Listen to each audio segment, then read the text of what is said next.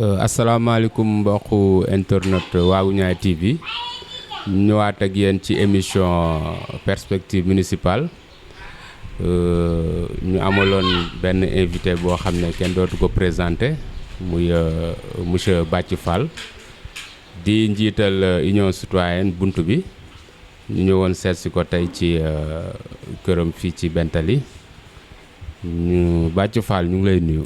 maa ngi leen di nuyu Ngom di leen ziar di rafetlu ci dalal bi ngeen ma dalal di profité tamit ci occasion bi vraiment di gërëm waa Waaguñaay TV ndax initiative la boo xam ne je pense que dafa waroon nekk sax pour man initiative communale maintenant nag bu fekkee ne ay jeunes dem nañ ba xalaat loolu ba mettre ko en place ba muy dox ni vraiment dañ koy rafetlu bu baax di ñaan tamit yàlla mu dem ba doon télévision hertzienne xaw ma mbala numérique ni ñu koy waxee ci jërëjëf. jërëjëf Bathie comme ni nga ko xamee émission bi perspective municipale la ñu ñëwoon tey seet si la. par rapport ak sa candidature fii ci mairie de Biscuiterie. ñu gën la xam ci vraiment parti bi di parti socialiste. à notre grande surprise. ñu ñëw tey nga nekk candidat en tant que candidat en tout cas ci benn bannière boo xam ne. xamee wuñ la ko. donc déjà balaa ñoo dugg ci biir sujet bi vraiment dinañ la laaj lu waral loolu. Merci Ngom c'est-à-dire question bu am importance effectivement dëgg la sax man ñu bëri bu ñu ma xamee ci mouvement associatif lañ ma xamee ci moi man parce que dama jàpp sama bopp bien que dëgg la maa ngi def politique mais dama jàpp sama bopp comme un acteur de développement teewul nag man maa dem xoolal sama bopp ba xool ba ci biir dem militer di ci biir parti socialiste. ndaxte seetlu woon na ne tamit moom rek moo fi nekkoon parti boo xam ne dañ doon renouveler à temps chaque heure bu renouvellement jotee ñu renouveler bi si des tamit ñu nekkoon parti boo xam ne tamit xool ñu yàgg bi ak kuy door ñëw booy door ñëw tey sax am sa carte de membre yàgg ñi fa am 20 ans 40 ans yéen a yem donc mën ngeen xool exemple tey du ma rusti ko wax exemple tey Barthélémy Dias ay 2007 la ñëw ci parti socialiste nga jël ku mel ni Alioune Ndoye pareillement même Jean Baptiste bi nga xam ne mu ngi nekk maire Grand Dakar ci même mën nga jël exemple ci ñoom donc yooyu laa xooloon ak tamit comme que tamit li ma ci problème ci affaire idéologie presque doxalin bi ma la doxal socialisme la gënoon a jege moo taxoon ma dem militer ci biir parti socialiste. pour revenir sur cette question nag effectivement ñun dañu waxtaanoon waa parti socialiste ne comme que yàlla def na 2014 ñun ñoo fi nekkoon maire. yàlla def ci diggante bi mandat bi waaj a jeex suñu maire Doudou Issa Niass gaañu yàlla na ko yàlla yërëm ma koy saluer au passage di ko delloo njukkal bu baax a baax ndax tey am na lu bëri nu ma mel tey yàlla ak moom a tax bii Doudou Issa Niass gaañu yàlla def ci diggante bi Mouhamed Djibril Wade remplacé ko mais bu leen fàttale conseil municipal bi ñoom ñoo fal Djibril Wade mais population bi ñoo faloon Doudou Issa Niass ci loolu lan na woon ñun parti socialiste comme que ñu ñoo yoroon mairie bi ci yoon. su fekkee ne Benno Bokk Yaakaar bi ñu bokk dafa war a am candidat au niveau de la commune de Biscuiterie dafa war a génn ci parti socialiste donc ñu waxtaan suñuy waxtaan def réunion bureau dëggal loolu woote assemblée générale dëggal ne tamit parti socialiste day am candidat bi ñu defee loolu tamit bi ñu toogee ma ne woon parti bi normalement ci élection yi ñu jëm 80 jours francs avant les élections candidature dafa war a génn te boobu ñun ñëpp ñu toog di xaar ma ne nag suñ ci tollee. man de pare naa pour dëkku nekk candidat wu parti bi bon nekk candidat mu am yeneen candidat à la candidature ñu dem ba ci biir tamit candidat à la candidature yooyu def résolution ñoom ñëpp d'accord ànd ak man ma nekk candidat parti socialiste ban dem ci parti bi waxtaan ak responsable parti bi en l'occurrence Aminata Mbengue Ndiaye ne ko nag kon pour Biscuiterie bu fekkee ne président tànnuñu ñun dañuy demal suñu liste bopp ndax yaakaar na ne kenn ëpp ñu fi doole. mun na ne loolu de moo taxoon parti bi jël caution joxe ko pour koo xam ne fi nga foo nekk soo mënee ànd ak ñi fa nekk nga dem soo ko mënul ngeen demal seen bopp kon nañ leen jox seen mandat ngeen dem parti bi jox ñu mandat def ma mandataire jox ma quittance jox ma attestation lépp li ci war ñu jox ma ko ñu dem commencé liggéey bi ñu commencé liggéey bi tamit kenn si ñun ne Aminata woote waat na mais nee na comme que président Arouna la tànn nan dam waxtaan ak Arouna daal mais nan dam waxtaan par courtoisie ndax tamit bu ñu nee woote waxtaan demu leen day am lu muy nuru kon dem leen ngeen fekkee maintenant ñu tànn benn délégation boo xam ne ñoom ñoo doon dem ñun tam bi ñu demee réunion ñett yoon ci Arouna bi ñu ñëwee tamit ñun dañ defaraat beneen lettre tontu ko Aminata Mbengue Ndiaye ne ko dem nañ kat ci bennoo bi mais ñoom kat ñu ngi ñuy proposé 4 conseillers ci proportionnel bi 4 conseillers ci majoritaire bi kon daal loolu ñun arrangé wu ñu naan ñu dañuy demal suñu bopp yóbbu lettre yooyu yëpp ba mardi maag sama nawla yooyu ma lay wax ñoo nekk ba 4 heures du matin sama bureau ñuy confectionné liste yi defalal fii dugalal fii defalal fii dugalal fii mais à ma grande surprise le mercredi matin am na changement bu ci am bon xëy na dem nañ ba ci biir xëy na xeeb nañ ma loolu laa ko mën a waxee ñu ne daal ñoom daal il préfère dem ci bennoo bi ñu discuter man leen léegi comme que defaroon nañ ba pare yéen a jël décision ngeen xool maintenant à ma grande surprise aussi le mercredi dernier jour dépôt yi vers 18h30 parti socialiste annulé mandat bi ñu ma joxoon mandat bi nga xam ne parti socialiste joxoon ma ko moo waroon a dem ci turu parti bi au niveau de la commune de Biscuiterie ñu nangu ko comme quoi que nee na daal dañoo am ay pression yu ñu jot ci kaw mais li ma ci gën a jaaxal tey tout près de nous boo demee tey Mermoz Sacré-Cœur ku ñëw Alpha Bayla Gaye mu ngi dem ak turu parti socialiste mu ngi dem ak turu parti socialiste foo xam ne liste Benno am na fa en même temps ci dëkk bi yëpp foo dem am na loolu lu tax ñun ñu nangu kon mandat bi ci man donc loolu moo waral mujjuma demee parti socialiste mais nag comme ni nga xamee tamit élection yi tamit ñu bàyyi ci xel tamit tuuti du élection wu ay parti déedéet yii nii yàlla dafa nekk élection boo xam ne nit la ak goxam nit ki la c'est-à-dire bii baax xam nga yeneen année yi ñu génn conseil municipal bi nga doon votel boo votel conseil municipal bi boobu temps 66 lañ woon 66 yooyu nga votel ñoom ñooy dem seen biir ñu tànn maire mais élection yi nii ren c'est-à-dire population bi changé na effectivement léegi dañuy maire bi la ñuy fal directement loolu moo tax comme man tamit am na samay nawle ndax ñi nga xam ne génn nañ dem Benno Bokk Yaakaar bi wax dëgg yàlla tamit ay kilifa lañ samay kilifa lañ mais takkuñu woon bëri noonu trop te am na sama yeneen nawle yoo xam ne tamit ñu ngi nekk ci société civile bi mën naa jox comme par exemple ku mel ni comme ay ñoom Ndiaga Diagne bi nekkoon ancien président zone 3 ay Papis Diatta mais tamit ci cadre parti socialiste tamit daf ci am ñoo xam ne dañ des ak man ku mel ni comme Sayer Badiane actuellement ci suñu liste moom moo nekk tête de liste proportionnel donc am na tamit ay cadre socialiste yoo xam ne loolu des na ak man donc ñu décidé na wuti fu ñu mën a demee yàlla mi dara tawul nag ñu boole ñoo ko parti union citoyenne buntu bi wax dëgg yàlla ñoom tam ñu ñëw ñu yembalal ñu ñëpp sans condition donc loolu moo waral suñu candidature ñu jaarale ko ci union citoyenne buntu bi. d'accord Bathie jërëjëf ci leeral yi. léegi bu ñu xoolee parti bu toll ni parti socialiste. nga xam ne vraiment bien vrai que logique bi mu toppoon ci coalition Benno Bokk Yaakaar bi ñëpp gis nañ ne boobu ba tey dañu ànd ak le président Macky Sall. ñu coaliser. mais da nga am benn précision boo def bu am solo boo xam ne mooy que ne élection yi nga xam ne moom lañ jëm nii. bokkul ak élection yi ñu fi daan gis. formule bi changé na. donc booy votel da ngay votel directement le candidat. effectivement amatul comme li nga wax noonu au temps 66 conseils yi nga xam ne dañuy ñëw après seen biir ñu votel maire bi. donc parti socialiste war a am candidat forcément. en tout cas parti bu toll noonu. mu préféré au dernier moment mu ñëw retirer yow sa mandat. ak document yëpp ñu jëlaat ko sans concertation. loolu aussi nan la mën a amee ci parti bu toll noonu bien structuré. nga xam ne dañ ko xam ci structuration bu jéggi dayoo.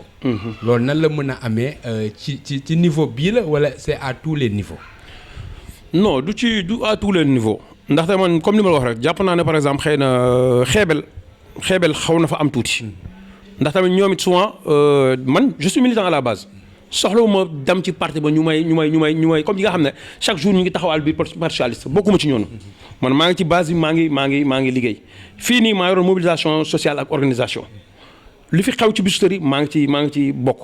maintenant comme ni ma waxee rek c'est-à-dire booy seetlu toujours ma xool suñuy réunion tey xoolal ci commune yi ñu wër yëpp à part tey instant bi Grand Dakar ak Plateau parti socialiste dafa dee ci commune yëpp. ndax yu mel nii moo ko waral tey génnal fii jëppal Derklé maire yu fa nekkoon maire sortant yàlla na ko yàlla yërëm muy Salif Mbaye dañ koo xeexoon jël Cheikh Gueye jiital ci taxawu Ndakaaru mu mer dem liste parti socialiste perte fa la jaaree après dem Pastef ba yàlla def mu gaañu boo demee tey Sicap Liberté maire bi fa nekkoon en 2009 yàlla dafa def mu gaañu mooy ku ñuy wax Pape Diop 7 mois la def ci mairie bi gaañu yàlla na ko yàlla réew moom tamit mais boobu léegi tamit doo déggatoo ñu wax tudd benn responsable socialiste au niveau de la commune de Sicap Liberté demal fu mel ni Anne pareillement nga dem fu mel ni HLM bi pareillement doo dégg ci benn kilifa boo xamante dina am benn dayoo ba ci biir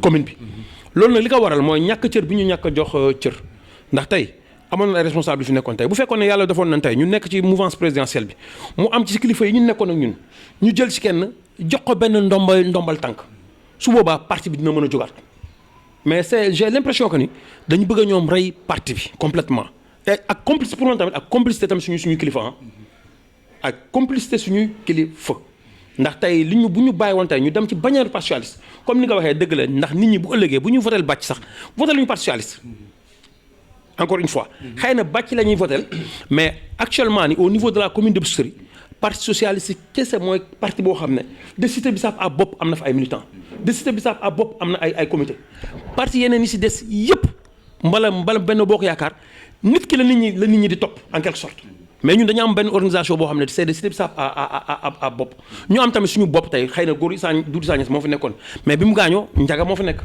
bi ñu jàppee ne Njaga dem na tamit Baara moo fi nekkoon kon organisation boobu ñu am kenn amu ko mais j'ai l'impression que ni daal xeebel am na ci ba pare pour man tamit bëgg a rey parti bi tamit am na ci bon xaw ma nag à quelle fin ndax tey suñu bàyyi woon tey ñu demoon ci bannière parti socialiste tey au moins doon nañu permettre ñu xam ñu nattaat suñu bopp fi ñu toll.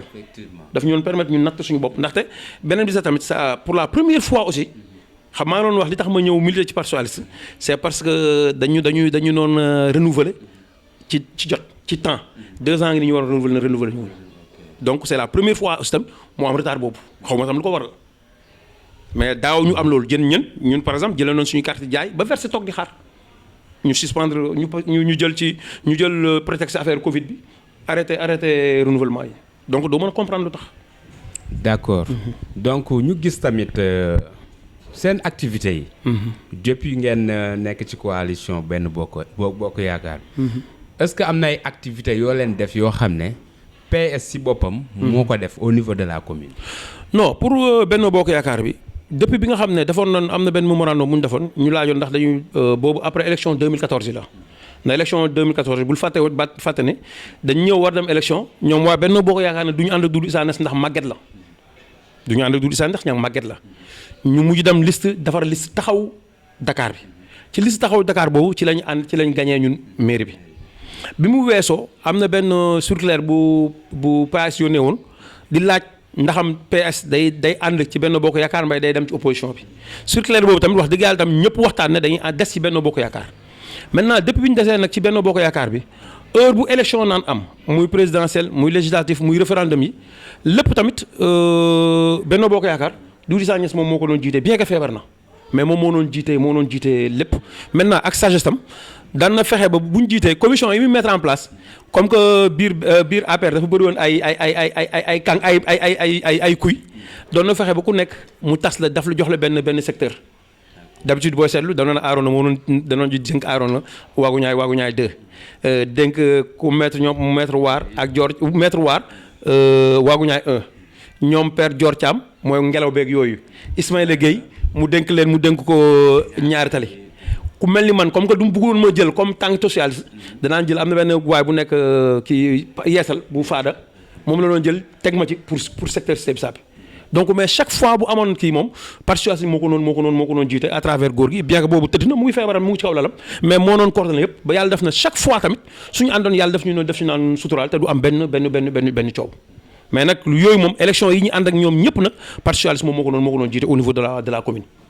Voilà léegi ñu dugg ci biir sujet bi. carrément.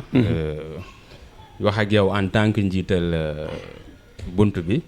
union citoyenne bunt bi. waaw lu waral lu tur boobu lan la lu ko waral. ak lan moo la motiver aussi bàcc en même temps. nga dem ak sa liste bopp. puisque évoqué nga ne peut-être dañ la xeeb. mais tey jii li nga def. wane na ne doo ko ñuy xeeb. ku gëm sa bopp nga. gëm ne. war ngaa mën a jiite mairie Biscuiterie. effectivement. donc loolu noo koy expliquer.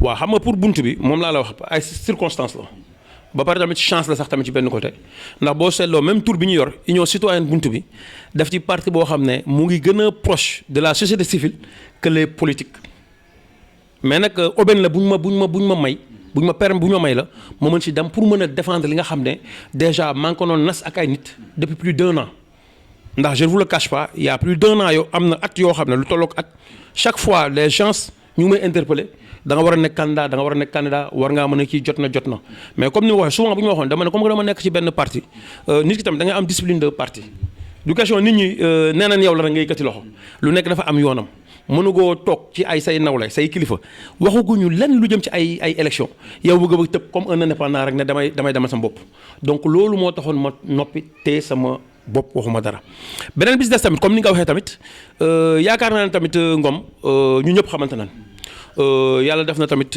man 90 à nos jours maa ngi yëngu ci affaire commune bi xëy na 90 boo ko jëndee ci samay at du des lu bëri mais booy fàttaliku mooy période bi nga xam ne ville de Dakar initié woon na li ñu doon wax ay kii comment dirais-je set setal yi dama doon jóge entraînement boobu ñëw jàpp ci gars yi def set setal bu ngoonee gars yi def ay fuural ak yooyu foofu la ma virus su développement duggee donc de 90 à nos jours maa ngi ciy yëngu peut-être nag de 90 ak ba 2002 li ma gën a def moom mooy yëngu ci Cité Bissap ndaxte falaa sama lépp foofu la mais à part de 2000 jusqu'au moment où je te parle maa ngi yëngu ci commune de Biscuiterie ma am chance tamit côtoyer ci ñu am solo ndax Doudou Sagnès ma lay wax ni tey du ma tàyyi di ko tudd ndaxte ci sama formation dafa def ci man lu bëri ndax souvent gars yi boo daan nit dafa def ci man sax li ñu njëkk xalaat alal la mais déedéet mais sama formation même dans la vie associative daf ci participer bu baax a baax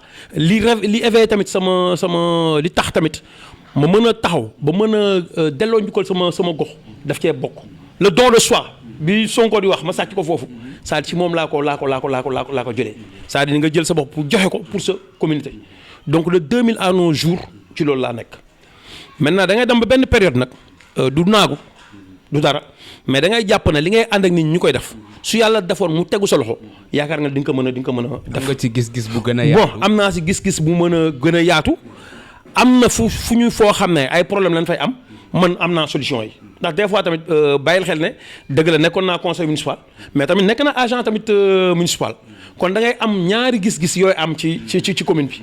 donc am na solution yoo xam ne tey boo ko amee te nekkoo maire tamit mënoo ko appliquer donc tey actuellement am naa chance su nekk conseil municipal xam bu baax actuellement nii du ma ne ñi ci nekk nag ñoom maa leen ko gën a xam mais tey gëm naa ne tey amul ku ma ci gën a xam tey fi nekk nii collectivité territoriale bi. bon bu ñu taxawee foofu. mel na ni da ngay conjuguer au passé. parce que je crois que pourvu des textes. Je crois est-ce que mën nga nekk en même temps candidat alors que tu es... non da ngay démissionner. Okay. c'est ce qui s'est passé. Donc, bon c'est le cas. waaw c'est le cas parce que passé naa ko par la poste ndax man tam des fois mbir tam boo ci nekkee. da nga ciy gëstu. te dafa am lu ma daloon ci diggante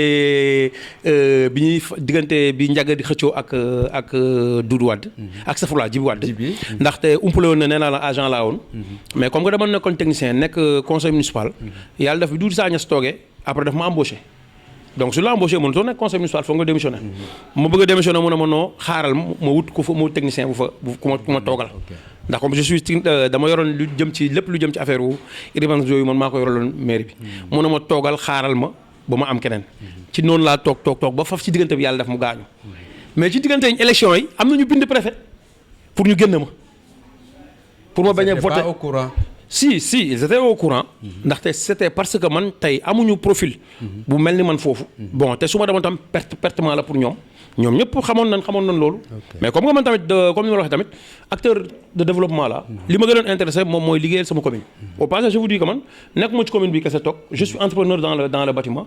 ba léegi maa ngi am samay liggéey di ko liggéey. mais tamit sama rôle tamit. c'était tamit de continuer de servir ma commune. donc c'était ça donc j'avais écrit au préfet. pour que ñu génn ma ci conseil municipal bi pour ma bañ a voter fekk na man defoon naa sama lettre démissionné ba jaar la ko par la poste donc tamit booy nekk ci mbir tamit dafa am yoo xam ne da ngay éviter mu bett la. da ngay préparer wu en conséquence. Voilà. c'est vrai. bon bàcc loolu leer na. léegi dañuy jublu rek ci li nga xam ne moo ëpp solo. mooy que ne commune bi. defe naa ne yow ni ma koy waxee bokk nga ci ñi ko gën a xam. effectivement. vu expérience bi nga am nombre d'années bi nga def. ci mairie bi. beneen bi mooy que ne sa position ci cité Bissap ñëpp a gis nañ problème foncier bi fi amoon. effectivement taxawaay bi ci am. kooku aussi yaakaar naa ne xanaa cité Bissap moom. moom nga ko ba pare. xanaa loo ci dolli ngay wut. waaw bon xam nga dafa am yoo xam ne du doy. cité Bissap dafa nekk comme maa ngi la ko wax déjà naa sama yëngu fa la commencé. te yàlla mi dara teewul nag. moo ma jàppale ak ñi fa nekkoon ak man ndax tamit nee naa bi ñu créé sax association foofu amicale des jeunes de cité Bissap ñi gënoon nekk xale ci laa bokk. dama xëy rek ñu ne ma non pour présidence bi yow la yàlla nag jàppale ñu ànd ak Doudou Sagnès quartier bi dafa meloon ni comme na ma waa xaar yàlla baala dafa xawoon mel ni comme xaar yàlla dafa tooyoon ndax amuloon branchement à l'égout. y a énormément de maisons yoo xam ne yoo xam amuñu woon tamit ndox. mais biñ ñëwee ak association bi mu tombé ak benn projet au long terme bu état bi ñu dugg ci. ma remercier au passage ku ñuy wax Babacar Fall. nekk SONES. dañu permettre ma am cité Bissap lu mat 80 branchements à l'eau yoo xam ne nii seen i borom 13000 la ñuy fay foo xam ne yaa ngi waroon fay 120000. ok j'ai réussi à assainir l'ensemble des maisons de cité Bissap actuellement cité Bissap kër boo dem tey fi mu nekk nii am na branchement à l'égout fexe ñu am ASC. ASC bi dafa am lu ma xañ sax ndaxte. arbitre football laa woon tamit ndax bi mu footballee ba pare dama bàyyi dem nekk def arbitrage football. mais def arbitrage football tamit j'étais major de ma promotion. mais bi ma nekkee président ASC bi damaa démissionné ci damaa bàyyi arbitrage bi. ndax boobu tamit comme ni ma ko waxee association bu bees lañ doon door a am xamuñu lu bëri ci nawetaan. ma mujj bàyyi arbitrage bi. nekk président ASC bi. au bout de 3 ans yàlla dimbale ñu am coupe zonale boobu ñu ngi zone Grand Yoff. d'accord ma ne damay bàyyi ñu ne non doo bàyyi dimbali ñu ñëw zone 3. yàlla mi dara teewul tamit. jàppale ma en 2018. ñu ñëw zone 3 ma bàyyi présidence ASC bi. mais continuer ci mouvement associatif bi ndaxte ñoo ma def délégué ba tey au moment où je vous parle. je suis le président de la zone 3. mais loolu nekkul loo xam ne dañ koy dugal ci lii ndaxte ça n'a rien à voir. mais pour dire li nga xam ne moom laa jaarale ak waa cité Bissap. ba instant yi ma wax ak yow nii tamit xëy na samay moyens demeewul noonu. mais heure bu école di ubbi tamit avec mes maigres moyens dinaa fexe bu dul ñëpp tamit xam naa ne 80% population bi dinañ am fourniture ci la moom am kas néew. su tabaski ñëwee tamit lu ma yàlla wërsëgal dinaa ko bokk ak ñoom bu Korité ñëwee tamit danaa ko bokk ak ñoom kon daf di comme ni ma wax beneen tam cité Bissap dafa nekk benn village la. ñun ñëpp dañu xamante dañu dugalante. donc kon cité Bissap du question looy moom. ñooy àndal lay doon. ñooy àndal lay doon. loolu waaw léegi nan nga gisee gestion maire actuelle bi. waaw mais xam nga tamit wax ci affaire gestion maire actuelle bi dina xaw a doy waar ci man ndax daf ci am loo xam ne tamit il faut que tam ñu am benn honnêteté intellectuelle kii ko même bu fekkee ne par exemple man nekkoon naa de 2014 à 2019 conseil municipal boobu ba léegi tam dama nekkoon agent ci mairie bi kon daf ci am benn lenn loo xam ne tamit dama ciy bokk. même boo ci mënul dara dama ciy bokk. ndaxte ci gestion bi du 2014 à 2019. maa ngi nekkoon yoroon président commission jeunesse sport et loisirs. défilé fii am. bu dee 4 la 3 yi. man maa ko fi indi. et lii yàlla def tamit les gens n'avaient pas compris. suñu ci tolloon man maa dem lijjanti ay moyens.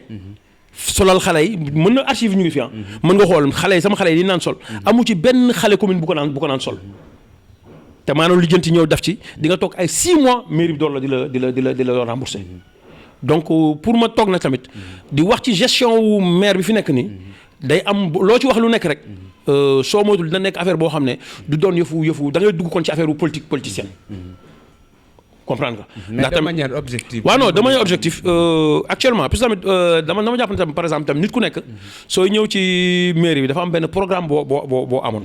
donc ci diggante bi xëy na programme bi ñu doon doxal baax na baaxul.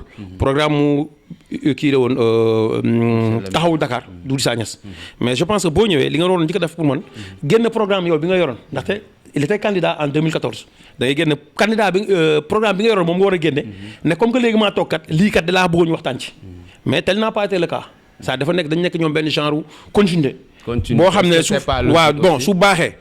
ñu ne ñoom la su dëngee ñu ne kële la woon c'est-à-dire moo tax bëgguma dugg ci ay détails ndax man loolu laay seetlu ndaxte du moom mooy wax moom wax dëgg yàlla nit ku baax la nit ku mën a séddoo la. mais nan la gérer. waaw moom laa xam nga tamit bi nan la ko gérer yow sa gis. xam nga moom laa continuer bi moom dafa ñëw continuer ak li fi nekkoon.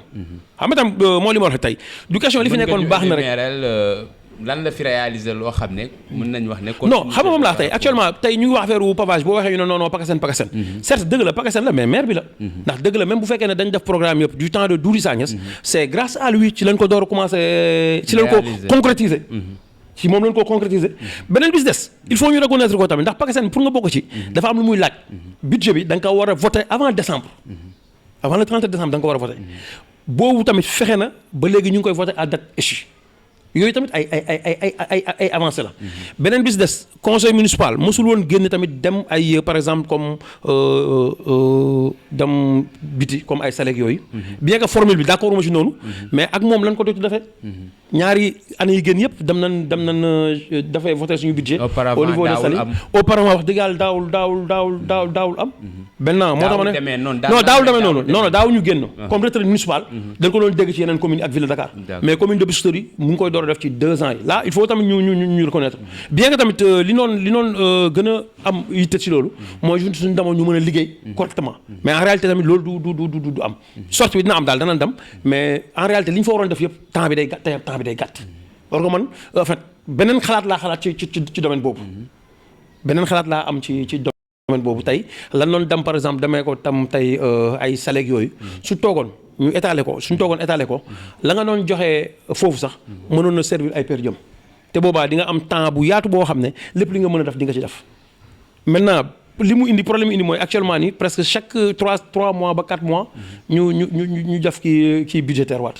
D'accord. ñu am lu ñu changé waat ci budget bi kon su fekkoon ne lu ñu toggoon la mu ñor complètement xëy na yooyu du am. D'accord par rapport ak état civil bi. waaw par exemple tey boo seetlu comme état civil tamit dafa am depuis 2016 dañ ko commencé woon mais techniquement dafa amoon ay erreur ndaxte montant bi nga xam ne moom lañ jàppoon ne moo ko doon defar man waxoon naa leen mënu koo defar des fois nag moom moo tax bugguma di wax di indi leneen mais xamoon naa ne montant bi non man non c'est-à-dire xam tey ma newoon naa maa yor responsable service technique bi mais bi ñuy commencé processus bi dañ maa làqu en quelque sorte dañ démarré ba pare lëm nëbb ma ko ba dem ba ci biir ma door a gis yooyu woo maire expliqué ko boobu Doudou Sagnès la ne ko am na erreur ma ne ko ndaxte li ñu dem nii tey suñ ko nar a eggali état civil du am ay archive te essence même état civil archive la mu ne ma ma ne ko waaw mu ne ma léegi ma ne ko non soit jël avenant mbala ngeen xoolee na nu ngeen ko réglé finalement bi ji bi ñëwee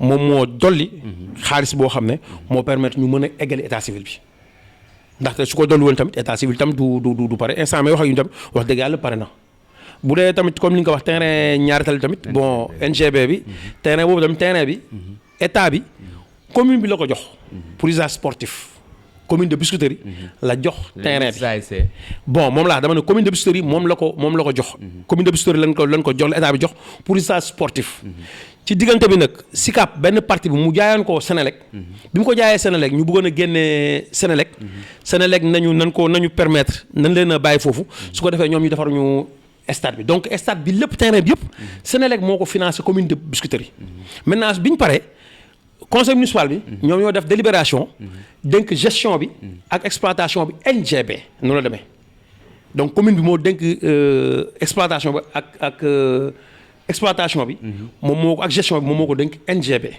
maintenant nag c'est à NGB normalement de prendre en charge les autres ASC man nag jàppoon naa ne xëy na dinañ ko def mais man sama xalaat bu gàtt dama jàppoon na dinañ def benn comité de gestion boo xam ne dinañ ci boole ASC yëpp su ko defee lépp lu fay dugg mu mën a leer ci boppu nit ñi. D'accord leer na xëy na temps bi xoj nañu trop ba lu ñu bëggoon développer yëpp peut-être que duñ ko mën a développer donc dañ lay bàyyi rek nga wax ban commentaire ngay am ci télé bi nga xam mooy Waagu Ñaay TV. waaw avant commentaire bi ci Waagu Ñaay TV bi di ngeen ma may tuuti rek dina la may sa dernier mot. loolu waaw ndax Waagu Ñaay TV moom mooy comme li ma leen wax sànq rek li may ñaan ndax ci yoon tey initiative yi tey bu ko ay jeunes amee man de bu yàlla defoon ma nekk maire dinañ changer kii Waagu Ñaay TV bi danañ jël nag ñi fa nekk. ànd ak ñoom. ñu xool bu ñu koy tuddee Biscuiterie TV sax ñu tuddee ko Biscuiterie TV. ndax souvent boo déggee tur bi. da ngay yaakaar ne dafay concerner uniquement Waagu Ñaay. or que tey Waagu Ñaay 1 nga dëkk. Kase mu ngi Waagu Ñaay 2. am na ñu ngeen liggéeyal ak comme Abdou mu ngi ñaari tali. kon c'est une télé de la commune de Biscuiterie.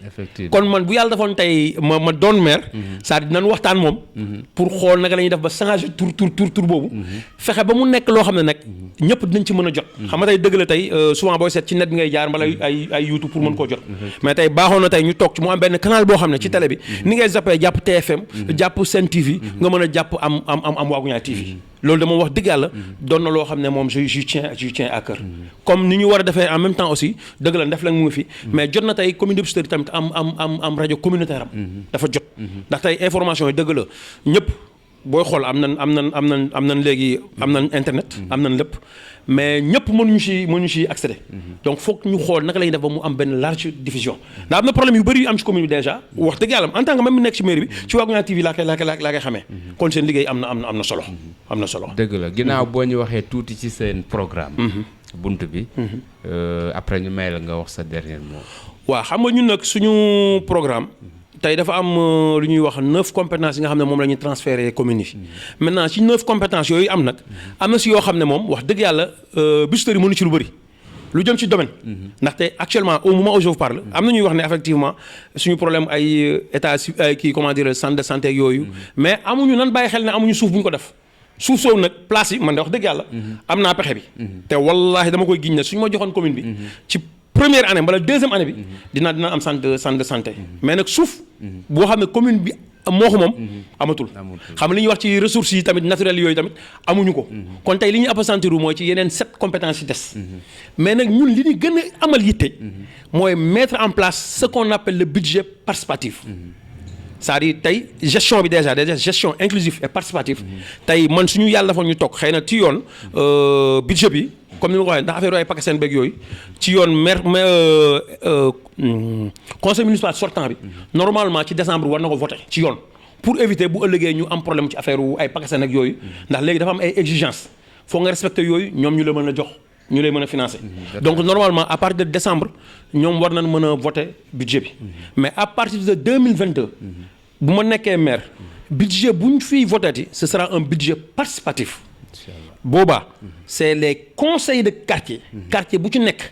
conseil de quartier moom mooy xool li nekk ci problème mu goxam ñun loolu la ñuy jël réaliser leen ko. kon dafa am solo fi mu nekk nii delloo conseil de quartier yi place bi ñu moom. donc on va commencer par les former. fàttali leen ku nekk rôle bi nga mën a am.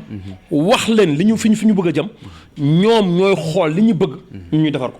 donc duñ toogati comme ni ma la waxee benn jour rek dajaloo le maire ak ses conseils municipaux toog ñaari fan defar benn proposer benn budget ñëw valider jox approuvé préfet approuvé nga doxal. loolu moo tax booy seetlu chaque fois période bi heure bu ñuy budget bi di jeex day am ay excédent budgétaire yooyu dese tax te amul njëriñ comme je vous donne l'exemple par exemple l'année dernière 200 millions lañ dese ba njëriñ la am. 200 millions dugul fenn léegi bu année bi stop nga defaat kii virement dugalaat ko ci amul njëriñ. ak problème yi commune bi am yëpp. 200 millions je vous dis léegi da nga mujj defaat kii waat dugal ko ci. et je pense que bu fekkoon ne dañ defandoo budget mu nekk budget bu sérieux yooyu yëpp yow di nga ko mën a doo am looy desal. ndax affaire du question desal. mën a réaliser la. beneen bi si des li tax conseil de quartier yi am solo. instant bi dañ nekk ci comme impôt foncier bâti.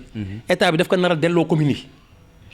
te loolu bu ñu ko naree def pour regroupement bi chef de quartier yi ñoom ñoo ko war a def ak les conseils de quartier tey soo leen boolee ci liggéey boobu ñoom ñu xam ne tey li nga xam ne moom la ñuy recevoir ci foncier bâti bi ak non bâti bi day delluwaat ci commune bi te ñoom ñooy wax ni ñu koy defaree soo ci waxtaan dinañ ci ànd ak yow beneen bis des tamit avant dara xew tamit la formation des élus locaux ndax on a ce problème là ça c'est neexul mais moom mooy dëgg bi ndaxte conseil municipal laa woon xasuma kenn mais xam naa ne dese nañ xam li jëm ci collectivité territoriale donc il faudrait que ñu fexe conseil municipal bi nga xam ne moom moo fiy toog ëllëg ñu am benn formation ci lu jëm ci budget bi ak lu jëm ci rôle conseil municipal ndaxte souvent problème yoon an yëpp danoon bëri ndax da nga dem ba conseil municipal yi di yaakaar ne ay agent lan rôle bi agent bi waroon jouer ñoom ñooy dem ba koy jouer donc li indi tey ay erreur ay jaxasoo fii ci mairie bi sax loolu daf cee wàll mais ñun daal dinañ focaliser wu lu njëkk ci formation élus locaux yi focaliser wu ci formation conseil de quartier yi fexe nag mettre en place loo xam ne tey ñu bëri dinañ ko wax mais duñ ko ñemee ndax